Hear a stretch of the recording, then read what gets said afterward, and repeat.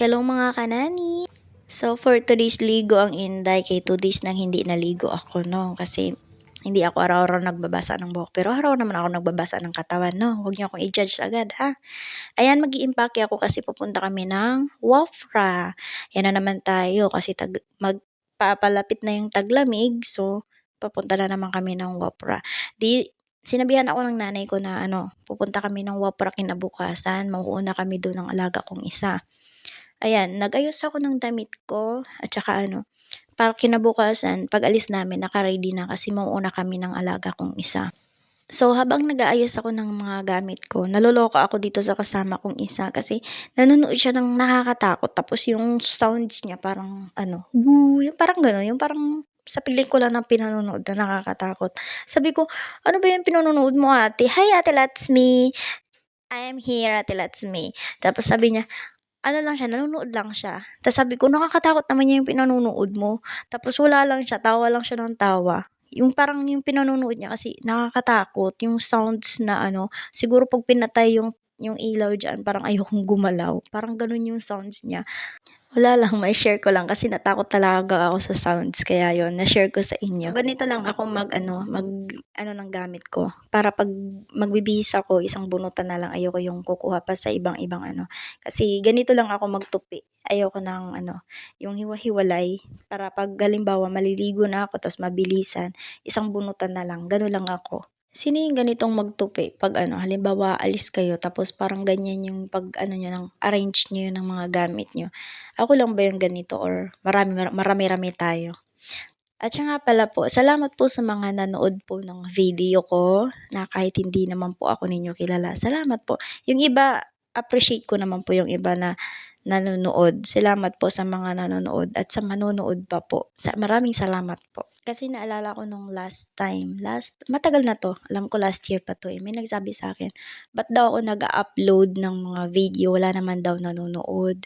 Minsan, may na-in-upload po kasi ako na video, alam ko kami ng anak ko yun wala siyang views kahit isa. Sabi ko, okay lang yun. Hindi naman kasi ako nag-aano na sabi ng tao na, "Uy, manood ka sa video ko para ganito, para ganito." Nasa inyo naman po yung kung gusto niyo pong manood, kung ayaw niyo pong manood. Hindi naman po ako namimilit. Basta nag-a-upload lang po ako kung ano po yung parang ikakagaan ko po. Wala naman po akong sinasabi na, "Huwag kayong manood" o "Manood kayo." Yun lang naman po. Pero sa mga nanood, kasi minsan umaabot po siya ng mga ilang taong nanonood, minsan 10 lang, minsan 5. Salamat po. Hindi naman po ako namimilit kung sino yung manonood kasi pinersonalize po ako nung tao na nagsabi sa akin na, "Ba't ka nag-a-upload sa YouTube mo na wala namang nanonood?" So, sabi ko, okay lang yun, walang manood o may manood. Okay lang yun sa akin kasi ako, in-upload ko lang naman kasi parang mas magaan sa akin kung yung ginagawa ko hindi ako namimilit. Mahirap kasi 'pag namimilit ka tapos may masasabi sa'yo ang tao. Sabi ko nga, kung may sasabihin sa'kin ng tao, 'di iko-comment nila yun. Wala naman silang sinasabi sa akin, 'di ibig sabihin okey lang siguro. May nanonood siguro pero binabalewala lang kasi hindi naman ako gano'n kasikat.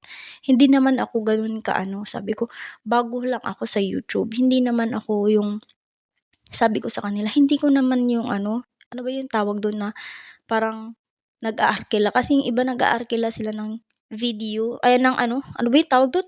Nag-aarkila sila ng tao na para manood sa video nila. Kasi ako ayoko ng gano'n kasi wala akong pambayad sa kanila.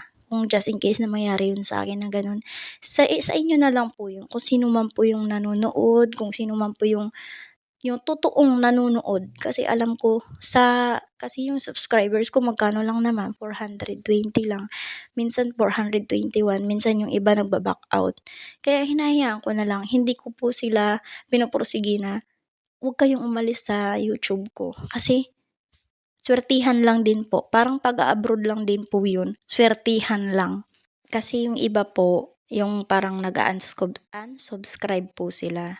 'Pag ayaw po nila yung halimbawa katulad sa akin, nag-a-unsubscribe po sila.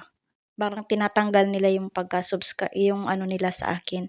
Yun, okey lang po yun sa akin. Hindi naman po ako namimilit. At saka Ano po, kasi minsan may nagsasabi sa'kin, "Ano ba 'yan, yung ano mo, yung video yung YouTube channel mo magulo. May mga upload ng mga kanta." Isa po 'yun kung bakit hindi ko po 'yun pinagpatuloy kasi naka-copyright po ako. Ayoko po kasi yung copyright, eh, kasi may naano po ako na sa copyright 'pag may ganiyan minsan ayaw ni YouTube yung gano'n.